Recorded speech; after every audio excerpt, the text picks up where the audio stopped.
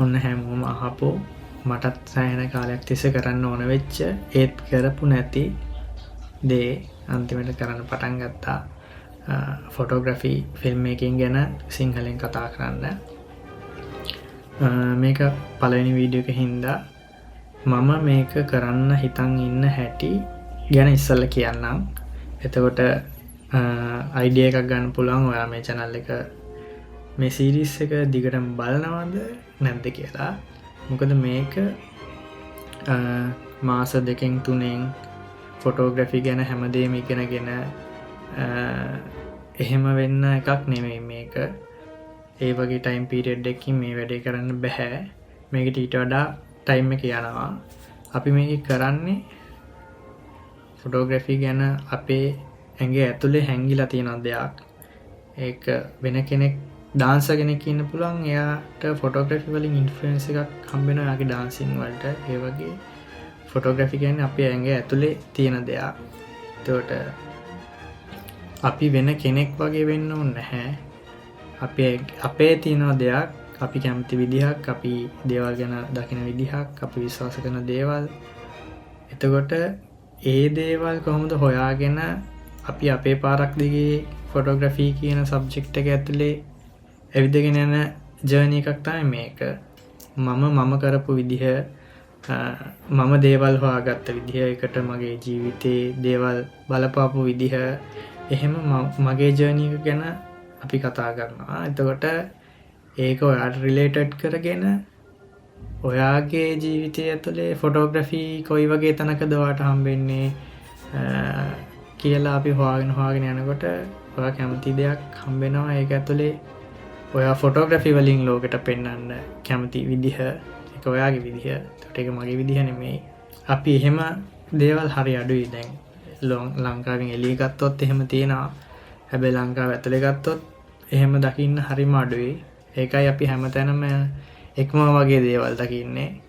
අපි ලංකාවෙන් එළියේ අපිට ඉන්ස්පිරේෂන් විදිහට බලන්න පුළුවන් දේවල් ඉතුරු වෙන්නේ. ඕක ලොකු හේතුවක්.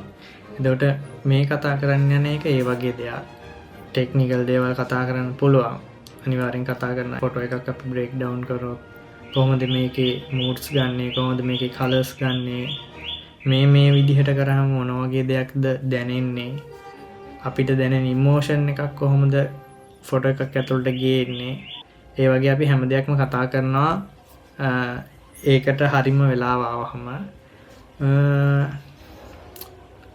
ඔය ඒ වගේ ජර්නි එකකට යන්න කැමති කෙනෙක්, එයාගේ ස්ටයිල් එකක් හොයාගන්න ආසාවක් තියෙන කෙනෙක් මේ channel එකත් එක්ක එකතු වෙලා ඉන්නවනම් මම කැමතියි.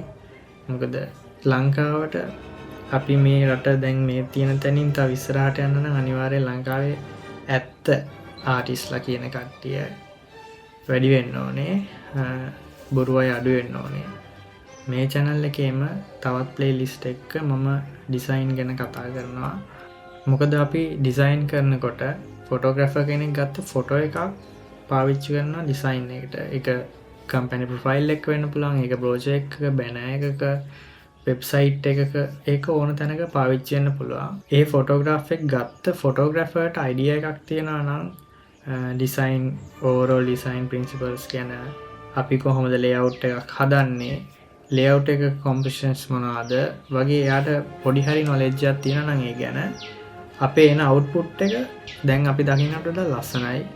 ඒකට හේතුව අපිට සමහරලාට ෆොටෝග්‍රාෆ් එක ෆොටෝග්‍රාෆ් එකක් විදියට ගත්තාම ලස්සනයි.